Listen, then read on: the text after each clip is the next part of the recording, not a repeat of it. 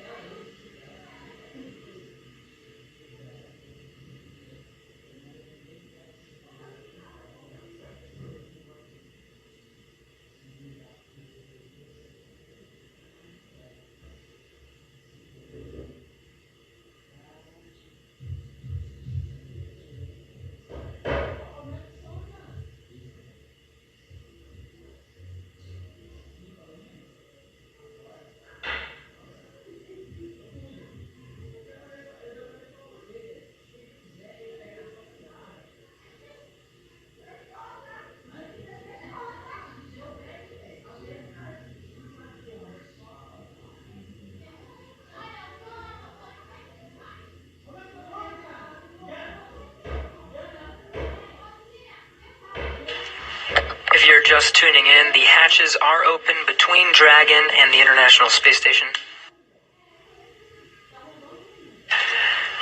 International Space Station Commander Chris Cassidy now talking with Doug Hurley and Bob Behnken aboard the Crew Dragon spacecraft. That hatch open at 12:02 p.m. Central, 1:02 p.m. Eastern.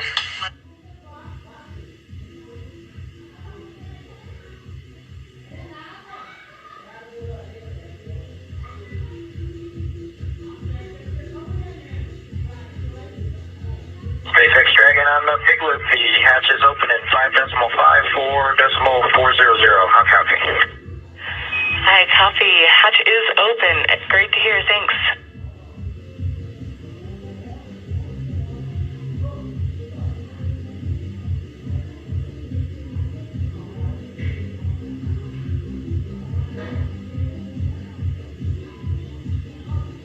And SpaceX Dragon in 5.9, we're going to exit out of 4.400 and transition to 2.102 Crew Dragon ISS arrival through the hatch opening. I copy. With that, I understand you are complete with 4.400 and will follow along with you as you transition to the ISS procedure.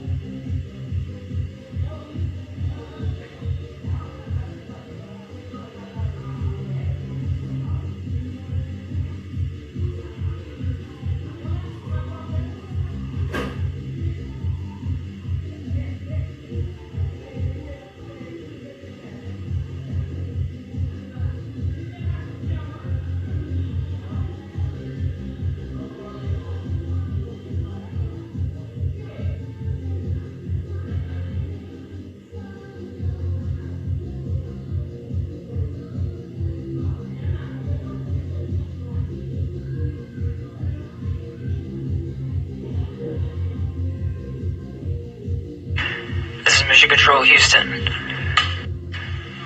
The crew of Demo 2 just performing a few closeout duties. The hatches are open. They were open 12:02 p.m. Central Time. We're moments away from the Dragon crew aboard Demo 2 to enter the International Space Station.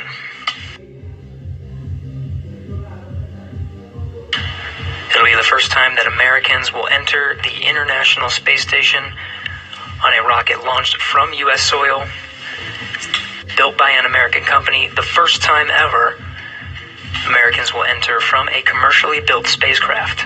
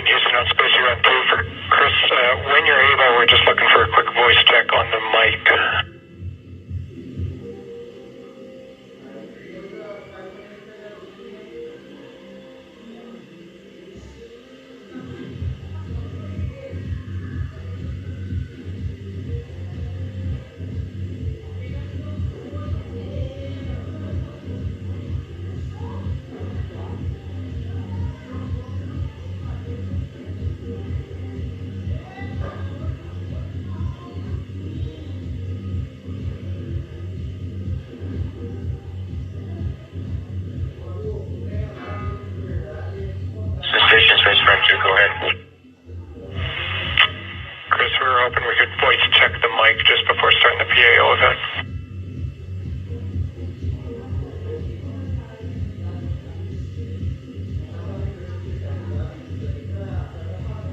Okay, copy that.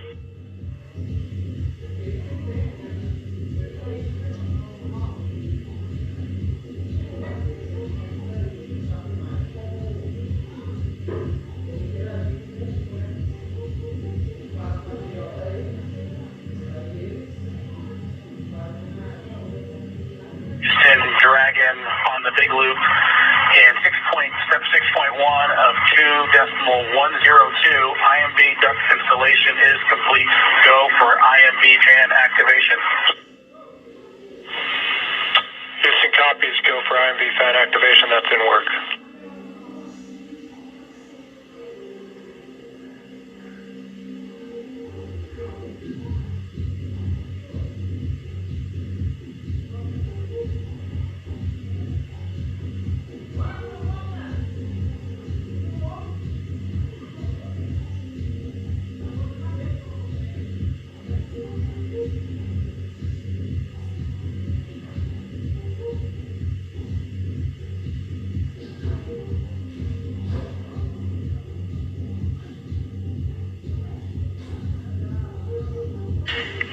If you're just tuning in, you're getting a live look.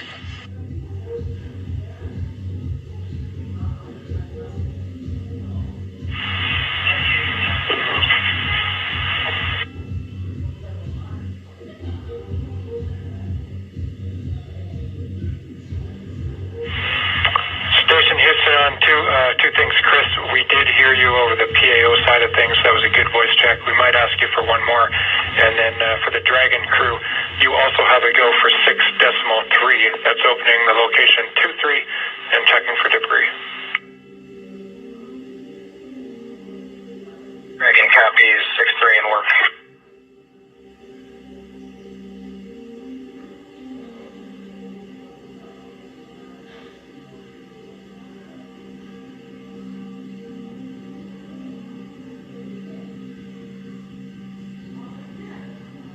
If you're just tuning in, you're getting a live look.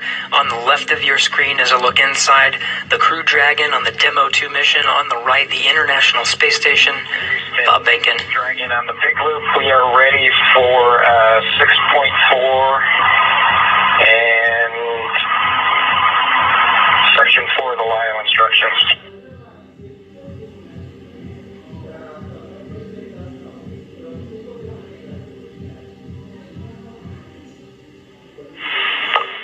Station, we copy. Dragon crew, you are go at 6.4. In work.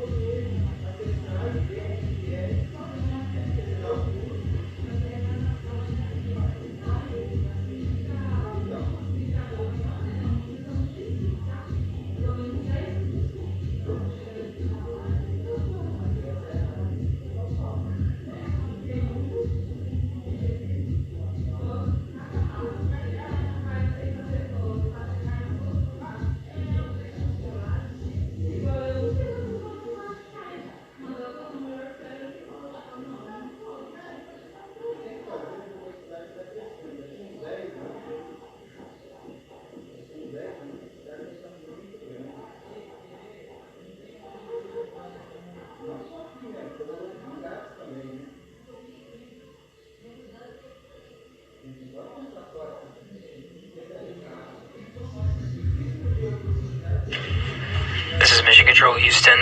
You're getting a live look at the inside of the International Space Station, losing video communication from the International Space Station. It will only be momentary. We'll have those views back to see Bob Behnken and Doug Hurley enter the International Space Station. When they do, it'll be the first time that humans will enter through this hatch for the first time in 9 years.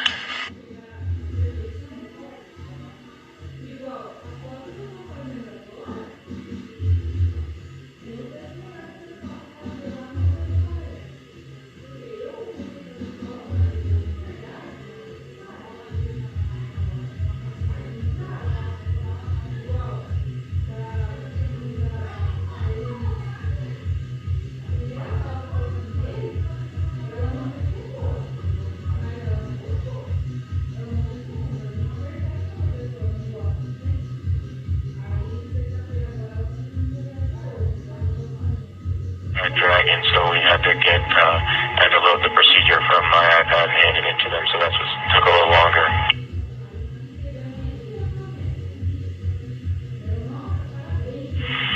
We copy, Chris.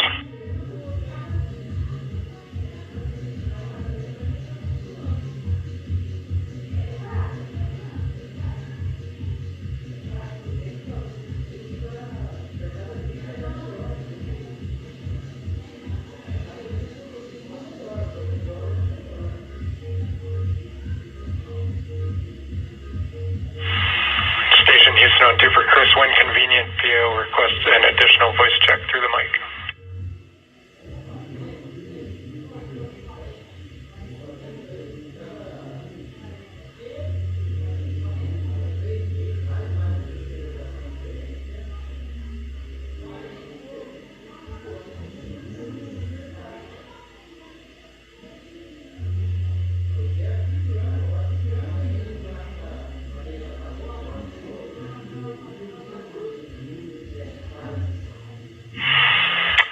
We're not hearing you at MCC. We are apparently getting it through the PAO. Just stand by.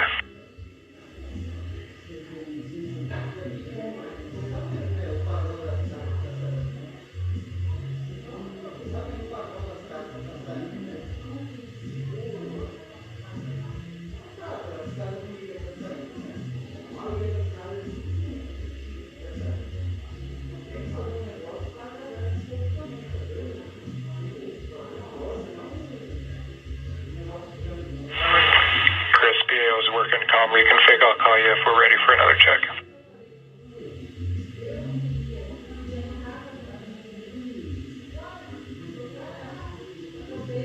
Houston and SpaceX Endeavour in 6.5 LIO cartridge is sealed and installed. SpaceX copies.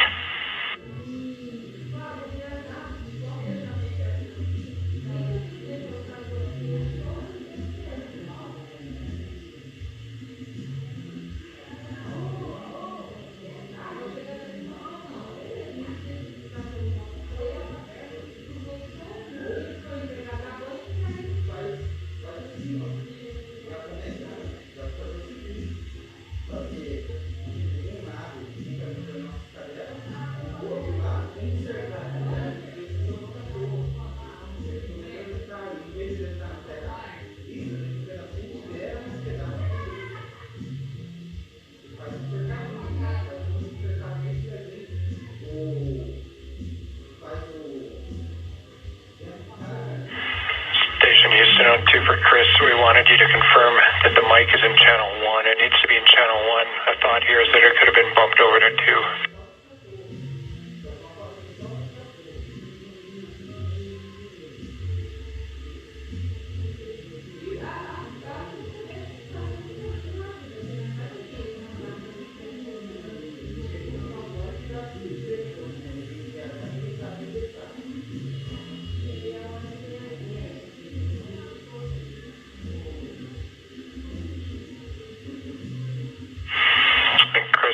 Trying. We're still not hearing you in MCC. We're working on it.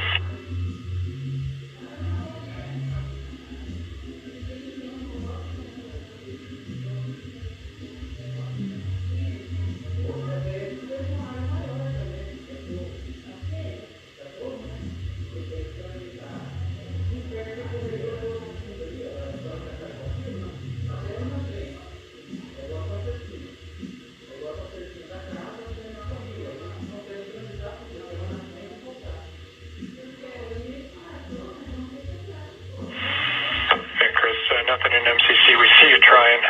The word here is that as long as that is in channel 1, any problems past that point are on our end, so we're looking into it. We'll be right back to you.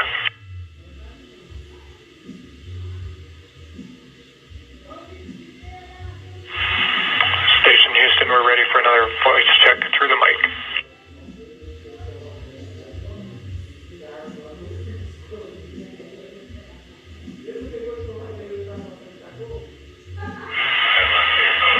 Houston, we have you loud and clear through the mic. Thank you.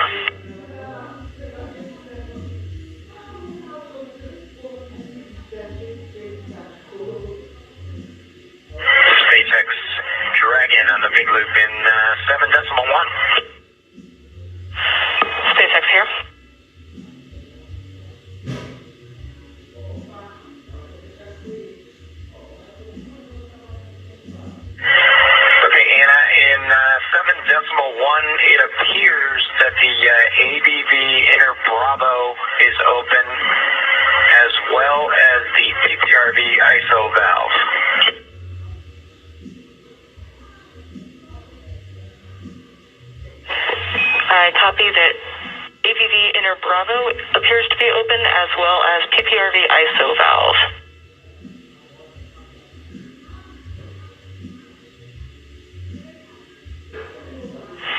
Go ahead and cycle them to closed if you're good with that call. Yes, we are good with that call and appreciate the status. Thank you.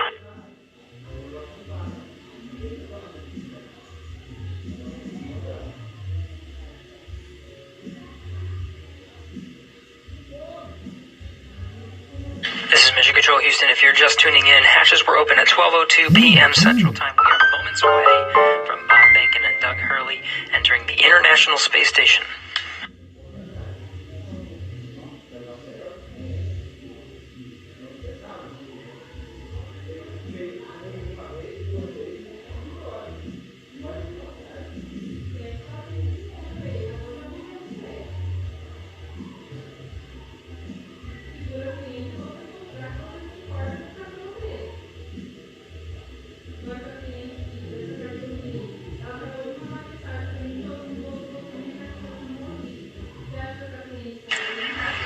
Again, this is Mission Control Houston, moments away from Bob and Doug entering the International Space Station. Shortly after they enter, we will conduct a welcome ceremony. There will be VIPs here in Mission Control Houston, Ficker 1. Looks like they're all closed visually now. We are in 8.3 for both SpaceX and Houston. Dragon arrival configuration is complete. SpaceX copies. All valves appear closed visually now, and arrival configuration complete. Excellent to hear. Houston copies. And with that, Endeavour, welcome to the International Space Station. Please come aboard.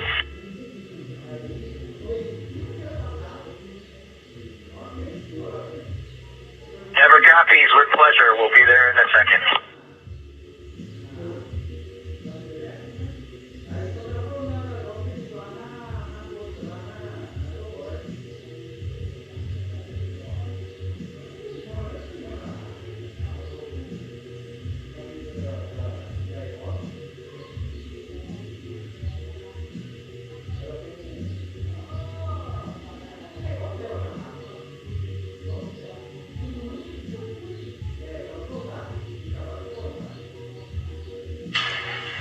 We have Bob Behnken from SpaceX Demo 2 mission entering the International Space Station.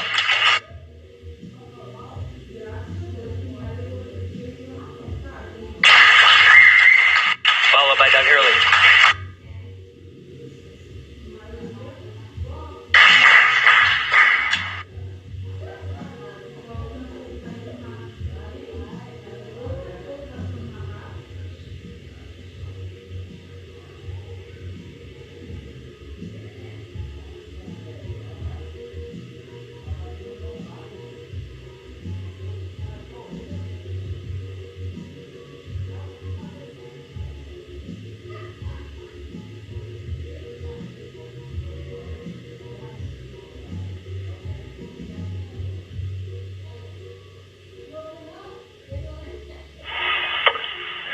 Houston, we see you, and it's a great-looking photograph. So thanks for that. Stand by one. We'll call you when we're ready for the event in the next few seconds. Got a whole bunch of very happy and grateful people making their way into MCC right now.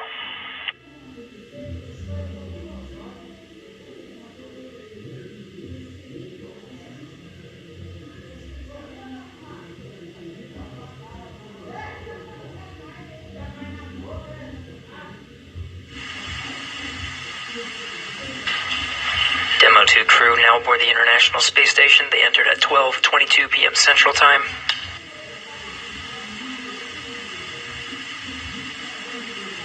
The station at the time was 262 statute miles over Turkmenistan.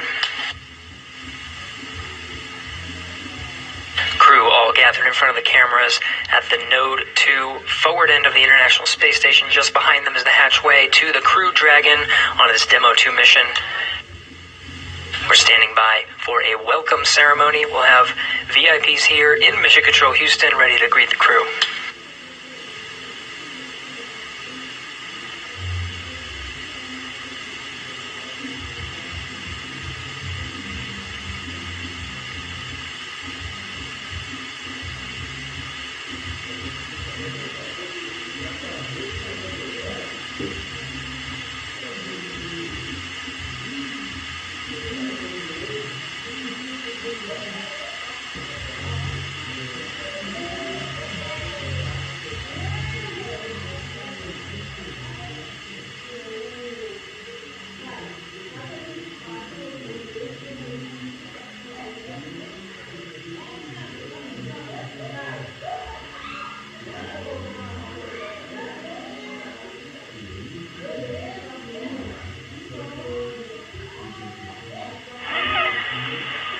Station, we're just about ready. Stand by.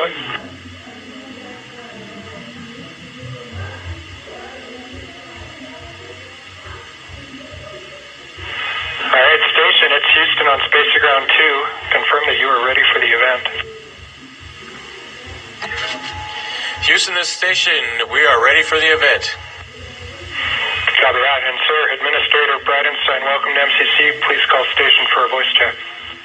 Station, this is the NASA Administrator. Can you hear me? We hear you loud and clear, sir. Welcome to the space station. Thank you, Chris. It's good to see you. And welcome to Bob and Doug. I will tell you, the whole world saw this mission, and we are so proud of everything you have done for our country, and in fact, to inspire the world.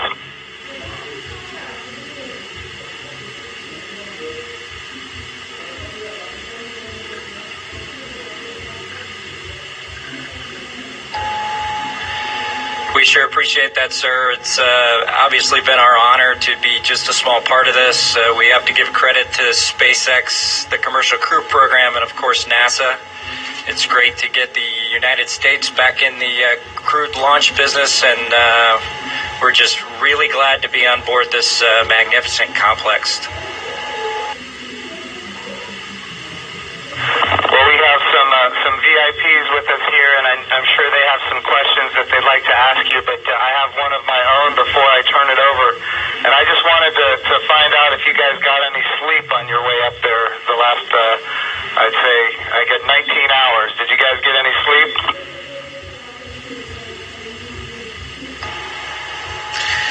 Yeah, I think a lot of folks in Hawthorne were asking the same question, sir, but we did get probably a good 7 hours or so opportunity for sleep, and I did succeed at sleep, and Doug did as well. So the first night is always a little bit of a challenge, but the Dragon was a slick vehicle, and we had good airflow, and so we had an excellent evening, and just excited to be back in low Earth orbit again.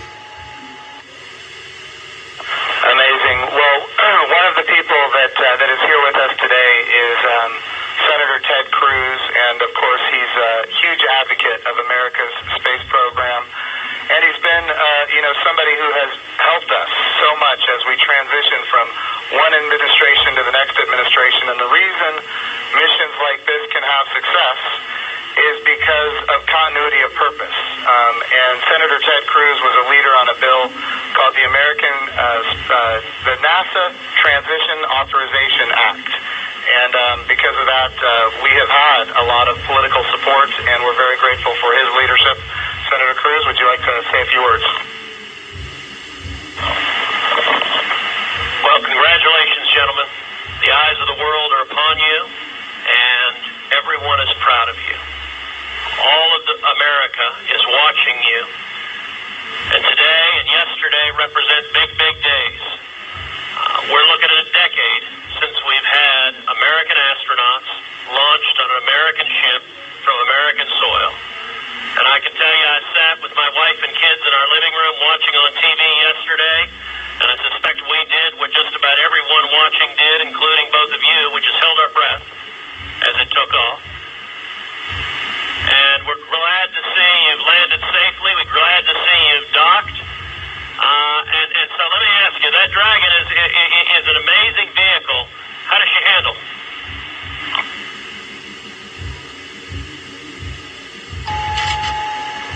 It flew just like it was supposed to.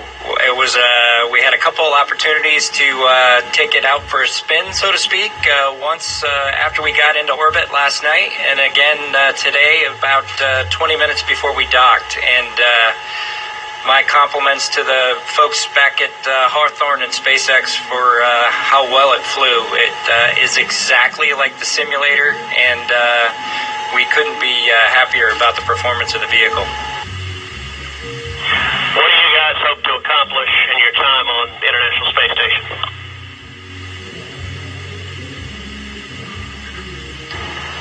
Well, while we're on board the space station, of course, with the new spacecraft, we do hope to put her through her paces, and so the good ship Endeavour is going to get a lot of checkout over the next week or two here, and hopefully we'll be able to declare her operational, and Doug and I will be able to take some burden off of Chris and his crewmates, Ivan and Anatoly, so that we can keep the space station operating at its peak possibilities. So we're looking forward to contributing any way that we can, and like I said, trying to keep space station as productive as possible.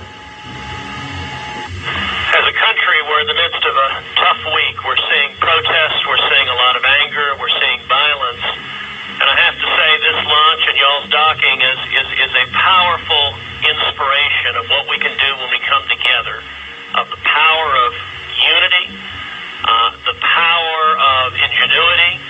And so I guess the last question I would ask you is since you have the opportunity to address, in particular, all the young people in America, what would you tell them in terms of what we can do when we can come together?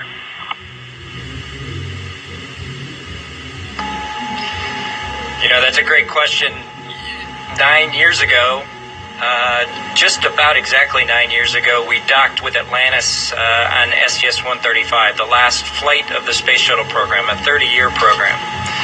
And folks at SpaceX, folks at NASA, the Commercial Crew Program put their heads together and worked diligently year after year, making sacrifices, working hard.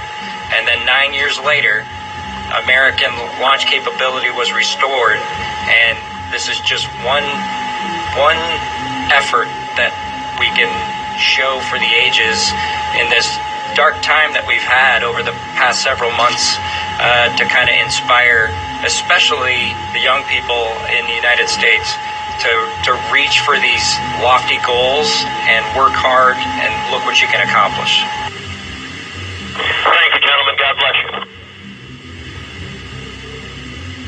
Thank you, Senator Cruz. We have another very special guest here that represents the Johnson Space Center. And of course, it's my good friend from the House of Representatives, Dr. Brian Babin. And I want to be clear, he also was a big part of the NASA Transition Authorization Act, which gave us the continuity of purpose to make this happen today. So, gentlemen, here is Dr. Brian Babin from the state of Texas. Thank you. So great to be with you guys.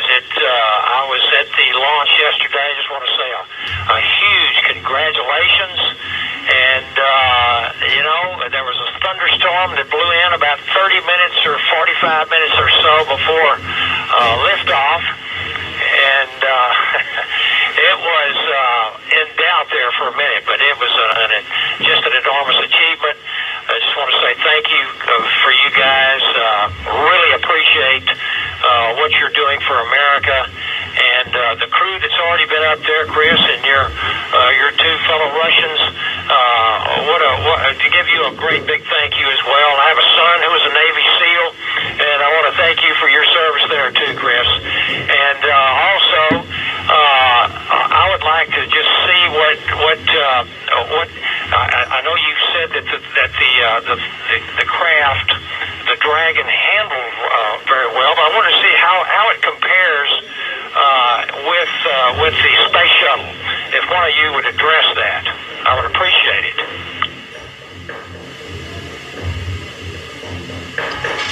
Well, thank you, sir. It certainly has been a long endeavor for us and our namesake spacecraft. We're proud to have her on board the International Space Station after all that the teams around the country and across America have done to get us here today. As far as a comparison with the space shuttle, both Doug and I took a few minutes while we were accomplishing the approach and docking to, in our spare time, talk a little bit about it. We were surprised a little bit at how smooth things were off the pad. The space shuttle is a pretty rough ride heading into orbit with the solid rocket boosters. And our expectation was, as we continued with the flight into second stage, that things would basically get a lot smoother than the space shuttle did. But Dragon was huffing and puffing all the way into orbit, and we were definitely driving or riding a Dragon all the way up. And so it was not quite the same ride, the smooth ride, as the space shuttle was up to MECO. A little bit less G's, but a little bit more alive is probably the best way I would describe it. Anything else, Doug? No? Sounds good. Bob, what is MECO?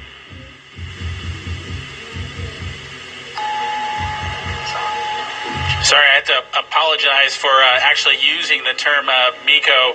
It's a little bit confusing between the space shuttle and the Dragon vehicle. So it's a main engine cutoff is what MECO stands for. Those happened at different times in flight for the two vehicles. For the space shuttle, that was when you were all the way in orbit. For Dragon, that was just a little bit after 2 minutes.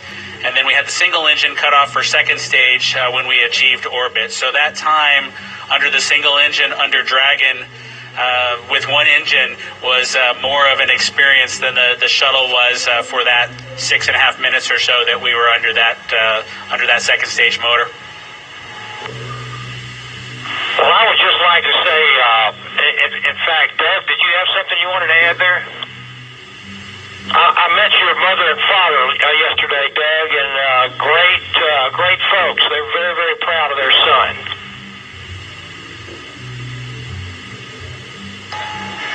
Yeah, that's pretty cool. Hopefully they enjoyed the launch. I know for parents, it can probably be pretty nerve-wracking for them to experience a launch. This was their third, so I'm glad everything went okay, and hopefully it was a good show. We haven't obviously heard or seen any video yet, but we're looking forward to seeing the launch replayed sometime. I can assure you that it was a great show. It was one of the treats of my lifetime, I would have to say, and many other folks that were sitting there looking all across the country and even the world. And I can tell you, as Senator Cruz said, we've gone through some really, really rough times over the last few days. And to have that successful launch, the public-private partnership between NASA and SpaceX, and you guys being so well-trained and having it go off without a hitch was a tremendous blessing for our country. And I can't tell you how many emails and communications I've gotten from people that who are so disturbed by what's been going on, transpiring around the country, to have the great news and the wonderful liftoff and everything going without a hitch. So I just want to say God bless both of you. Thank you so very much. Bless the rest of you folks up there as well. We thank our Russian partners. And thank you, Chris. Y'all are all in our prayers, and we're looking forward to seeing you successfully complete your mission and back on safely on Earth. God bless.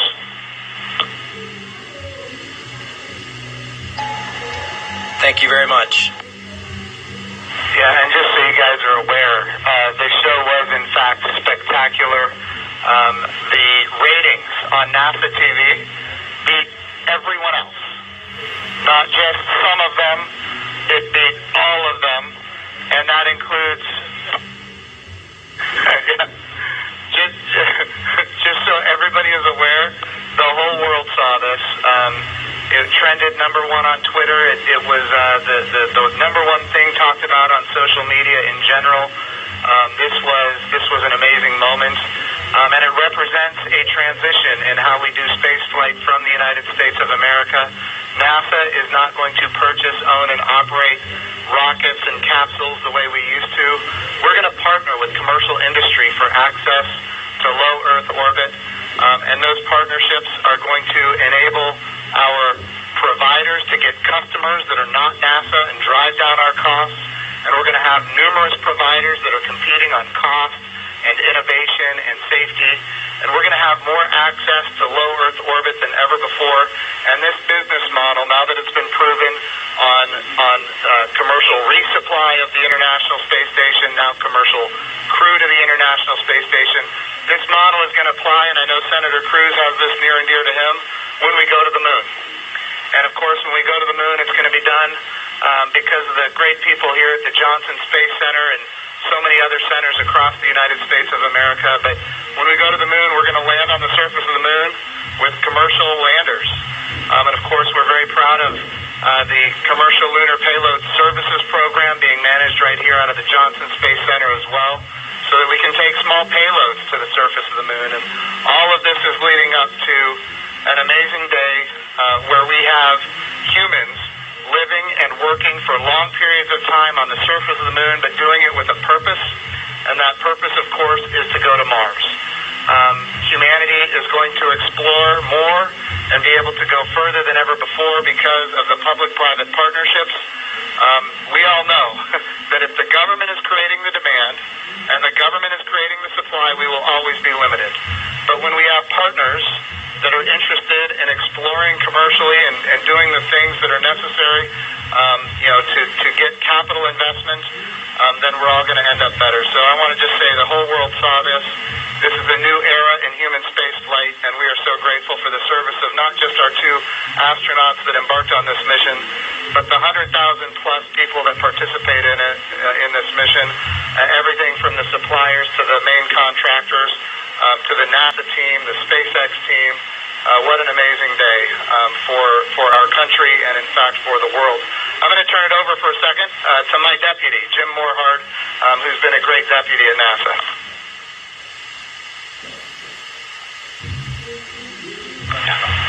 Gentlemen, congratulations.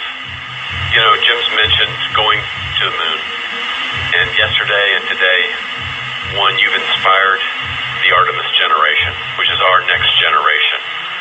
And that's what this is about. It's really bringing the children that we've got and our grandchildren forward, so they'll be the ones that are going into deep space.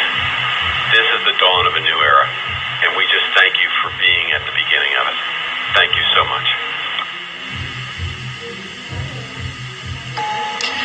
It was absolutely our pleasure, but it's just a huge team effort across the board from SpaceX to NASA that made this all happen. We were just the lucky guys that got to fly the rocket yesterday. I have a question for Chris Cassidy. Our crew here decided to be about 3 days late. You got to work them overtime, I presume, now to get them caught up on all the activities that they missed out on. Any plans for them?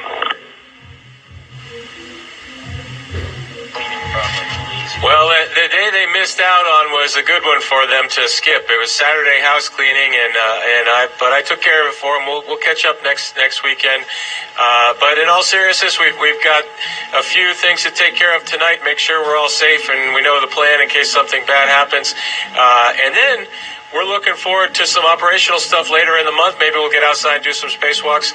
And our efforts in these coming weeks will be in that effort. So we're all super excited to have two more crewmates to the Expedition 63 team.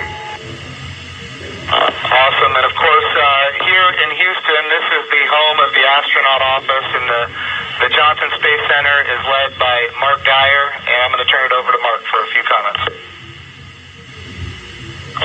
Thank you, Jim. Hey, it's great to see all of you there. Good to see you, Bob and Doug. I know we talked a few days ago. You look a little taller than I remember you. And but I also want to thank Hellas. I want to thank Anatoly and Iman, and of course Chris, for what you guys have been doing since you all arrived. And I know there's been a ton to do, and you've been really busy, and I appreciate that. So I also like this visual of our international partnership. we have had a tremendous partnership with Roscosmos, and we will continue to do so. But it is nice to see crew arrive from this side of the space station, so that was pretty cool after 9 years. I did have one question for Chris, though. What might you do to ensure that Bob and Doug stay longer? Do you have any strategy there?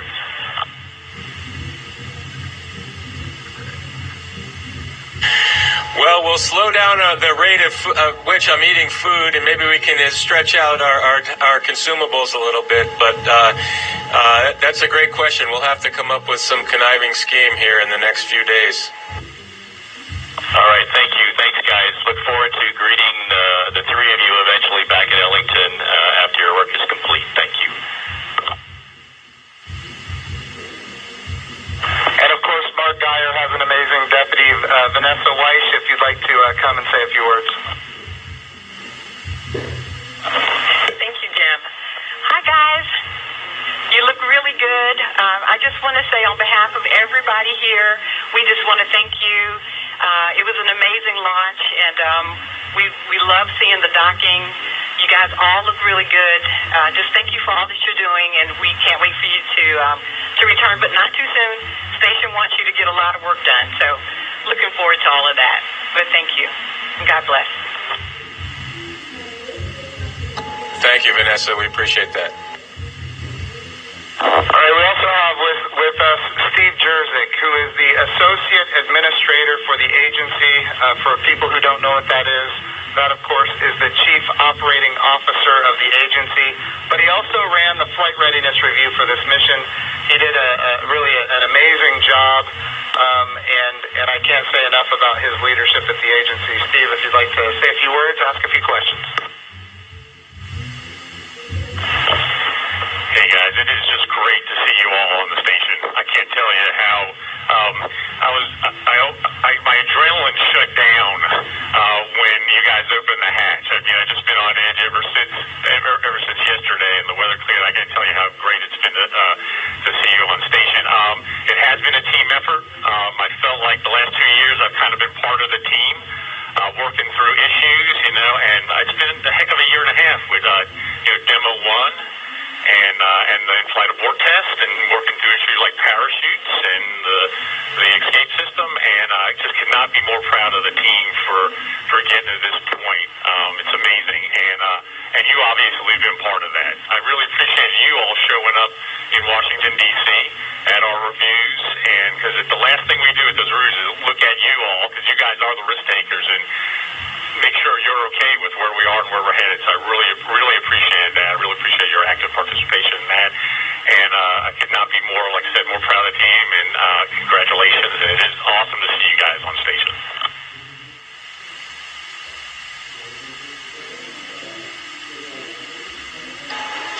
Well, thank you, sir. We're just proud to be a part of the team that got to bring space flight back to the Florida coast. I appreciated the comment earlier that it was nice to see a vehicle come to the forward portion of the space station, but I'll tell you what, that's the only way Doug and I know how to do it.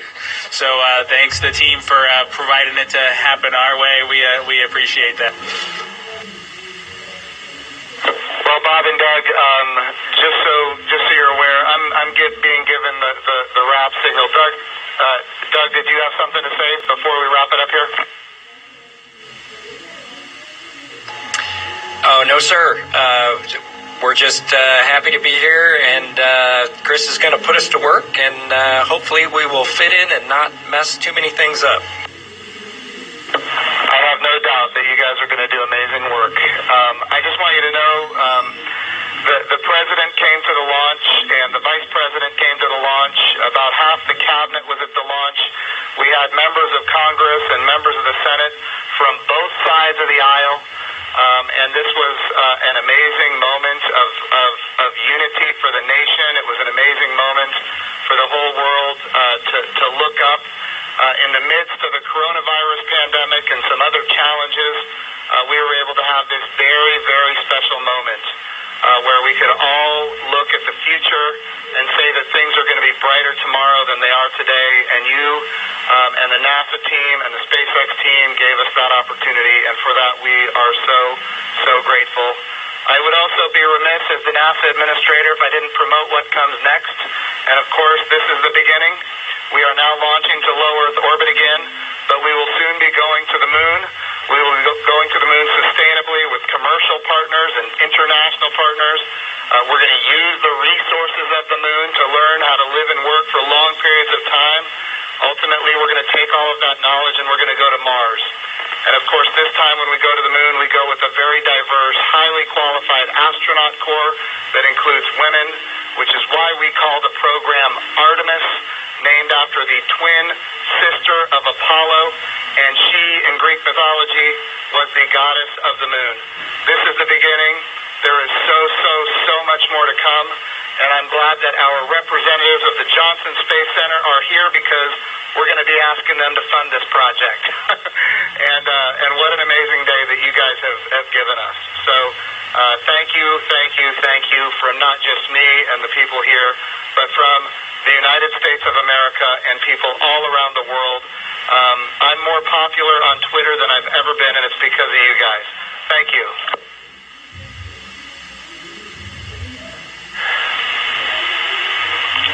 To the crew on the International Space Station. Thank you very much.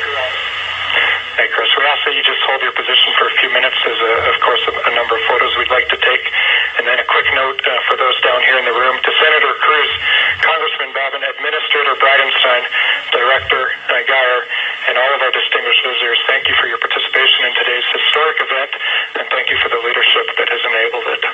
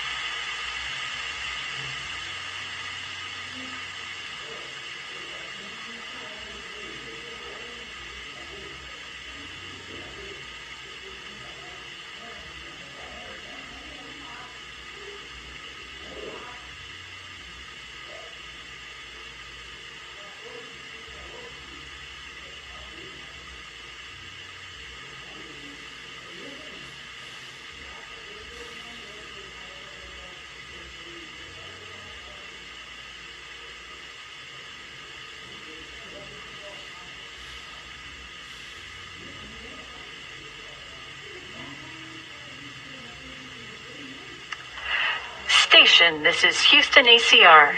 Thank you. That concludes our event as we count down to 20 continuous years of humans living and working on the International Space Station.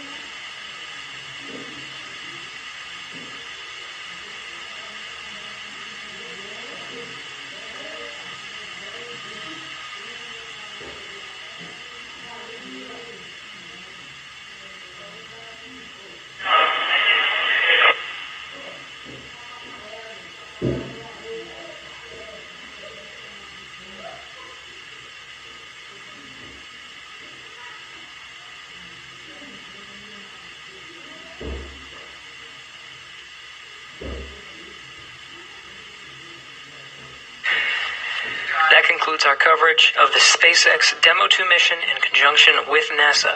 On behalf of all the teams that participated in this mission, from Hawthorne to Houston to Mission Control to the Kennedy Space Center, this is Mission Control Houston.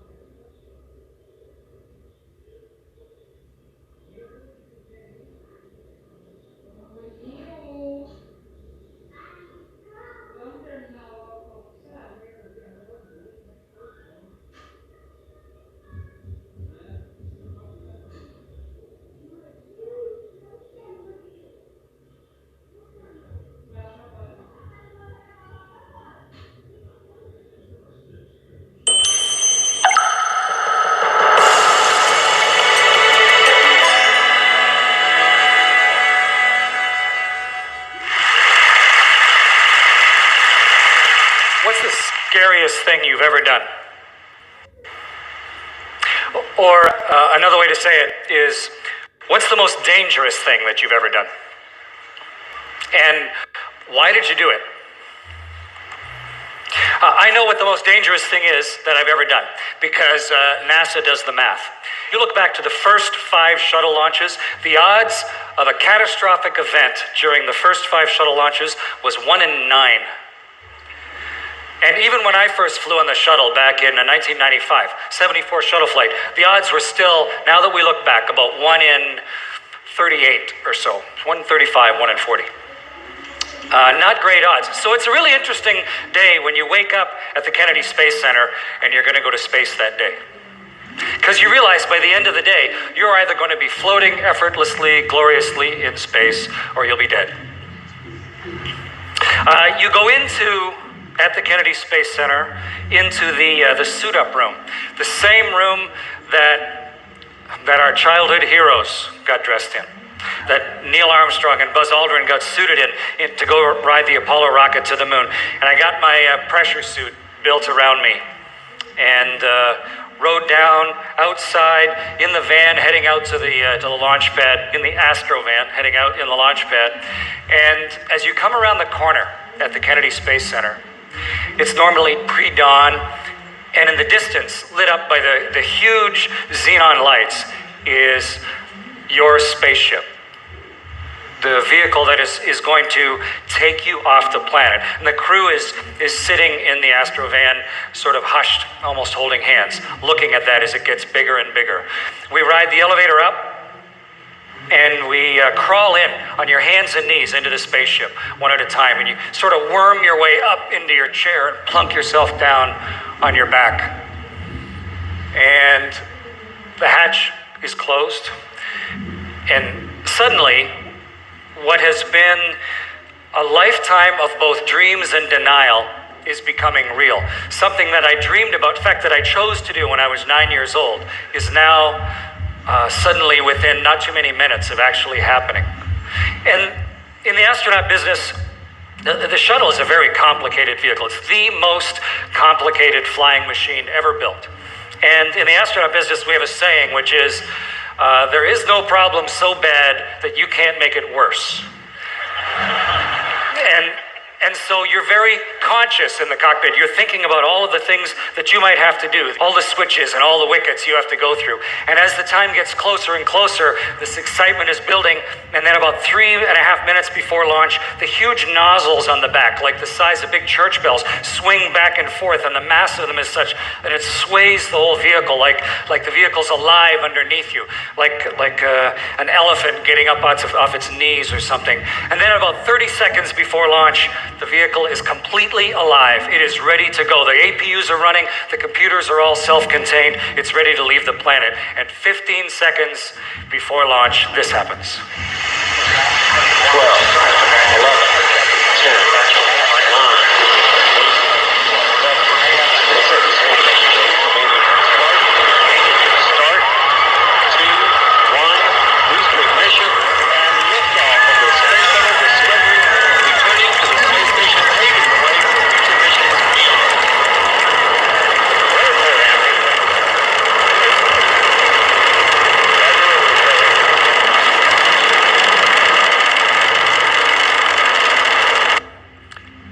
incredibly powerful to be on board one of these things. You are in the grip of something that is vastly more powerful than yourself. It's shaking you so hard you can't focus on the instruments in front of you. It's like you're in the jaws of some enormous dog, and there's a foot in the small of your back pushing you to space, accelerating wildly straight up, shouldering your way through the air, and you're in a very complex place, paying attention, watching the vehicle go through each one of its wickets with a steadily increasing smile on your face. After 2 minutes, those solid rockets explode off, and then you just have the liquid engines, the hydrogen and oxygen, and it's as if you're in a dragster with your foot to the floor and accelerating like you've never accelerated. You get lighter and lighter, the force gets on us heavier and heavier, and it feels like someone's pouring cement on you or something, until finally, after about 8 minutes and 40 seconds or so, we are finally at exactly the right altitude, exactly the right speed, the right direction.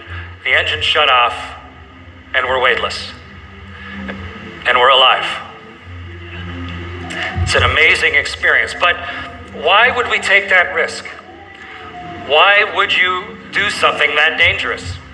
In my case, the answer is fairly straightforward. I was inspired as a youngster that this is what I wanted to do. I watched the first people walk on the moon, and to me, it was just an obvious thing. I want to somehow turn myself into that. But the real question is, how do you deal with the danger of it and the fear that comes from it? How do you deal with fear versus danger?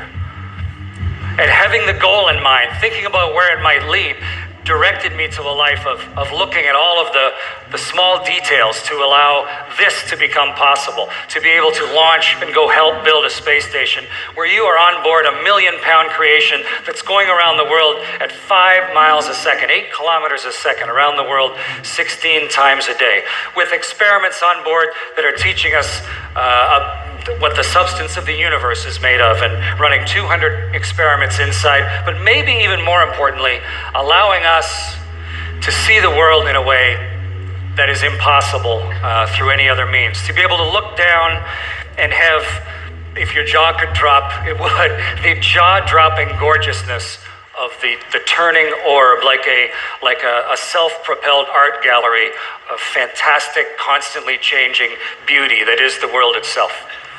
And you see, because of the speed, a sunrise or a sunset every 45 minutes for half a year. And the most magnificent part of all that is to go outside on a spacewalk.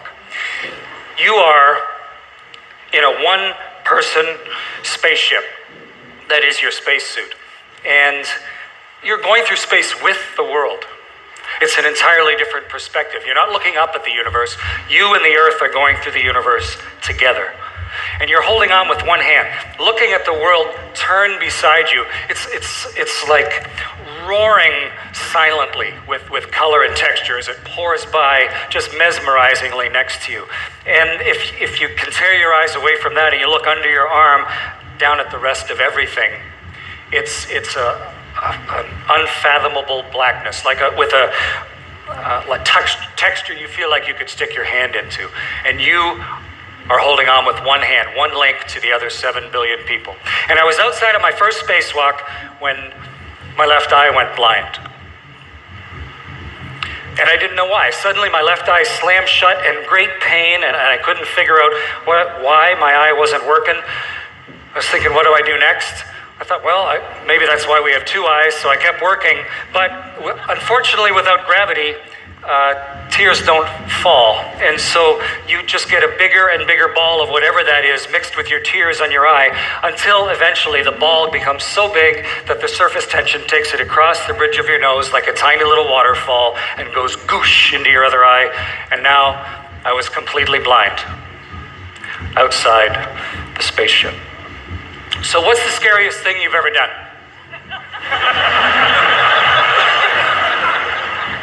Maybe it's spiders. A lot of people are afraid of spiders. I think you should be afraid of spiders. Spiders are creepy, and they got long, hairy legs. And spiders like this one, the brown recluse. I mean, it's horrible. If a brown recluse bites you, you end up with one of these horrible big necrotic things on your leg. And there might be one right now sitting on the chair behind you, in fact. And how do you know? And so a spider lands on you, and you go through this great spasmy attack because spiders are scary. But then you could say, well, is there a brown recluse sitting on the chair beside me or not? I don't know. Are there brown recluses here? So if you actually do the research, you find out that in the world there are about 50,000 different types of spiders, and there are about 24 that are venomous out of 50,000.